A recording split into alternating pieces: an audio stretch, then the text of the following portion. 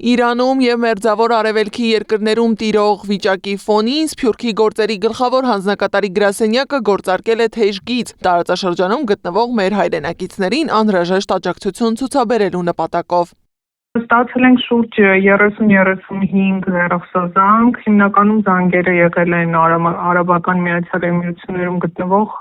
քաղաքացիներից, նաև Իրանից, Բահրեյնից, Քաթարից, Քուվեյթից և Լիբանանից, հիմնականում ուղղակի տեղեկատվական զանգեր են, այսպես ասած, կամ ցանկանում են իմանալ ավիաչվերթների վերաբերյալ տեղեկատվություն, կամ նաև սովորաբար հարազատներ են մեզ զանգահարում, որպեսզի ընդհանուր առմամբ կամ անվտանգային որևէ ցուցումների համար կամ ընդհանուր առմամբ իրավիճակի հետ կապված նորություններ իմանալու համար։ Իրանում հեռախոսակապի և ինտերնետի խափանումները դարձել են կանոնավոր։ Հանձնակատարի գրասենյակը կարողանում է ամենօրյա ռեժիմով կապ հաստատել թե Իրանում, թե Մերձավոր Արևելքի մյուս ռազմական գոտիներում գտնվող հայերի հետ։ Զոհեր և վիրավորներ չկան։ Բոլոր ռազմական գոտիներում հիմնականում օրինակ ինչ վերաբերում է Իսրայելին, այնտեղ տներում են, ապաստարաններում են,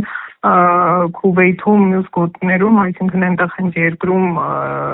իրավիճակից ելնելով հորդորում են և տներում են հիմնականում գտնվում հայերը։ Սփյուռքի հանձնակատարի գրասենյակի տվյալով այս պահի դրությամբ Իրանից ցամաքային սահմանով վերադարձել է 2 հայրենակից։ Գրասենյակը հորդորում է վերադառնալուն պես կապ հաստատել իրենց հետ, որպեսզի տրամադրեն անհրաժեշտ աջակցությունը։